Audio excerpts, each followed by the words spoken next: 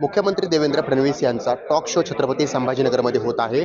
90 जणांपर्यंत digital माध्यमातून हे पोहोचवलं जाणार आहे. कारण महानगरपालिका निवडणूक अतिशय डिजिटल पद्धतीनं या ठिकाणी सर्वांपर्यंत पोहोचत असताना कुठेतरी या महानगरपालिकेत डिजिटल माध्यमांचा उपयोग जास्त केला जातो. आपल्यासोबत ज्यांनी ही पूर्ण अरेंजमेंट केलेली आहे किशोर शितुळे आहेत. आणि तिथे 500 ते 1000 लोक वेगवेगळ्या ठिकाणी बसून त्या LED स्क्रीनवर मुख्यमंत्र्यांना पाहतील. तिथून ते सुद्धा प्रश्न विचारू शकतील अशी ही व्यवस्था आम्ही केलेली आहे.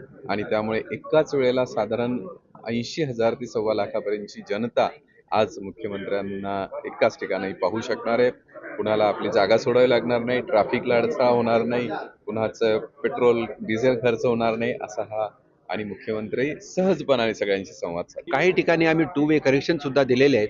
आणि आज माननीय मुख्यमंत्री देवेंद्र फडणवीस साहेबांचा इंटरव्ह्यू संभाजीनगरमध्ये होणार आहे. शहराच्या विकासासाठी महाराष्ट्र शासन असेल आणि एक विकसित शहर करण्यासाठी माननीय मुख्यमंत्र्यांचे विचार काय आहेत हे ऐकण्यासाठी लाखो जण आपापल्या भागामध्ये, आपापल्या घरी, आपापल्या कॉलनीमध्ये ऐकतील असा आम्हाला विश्वास.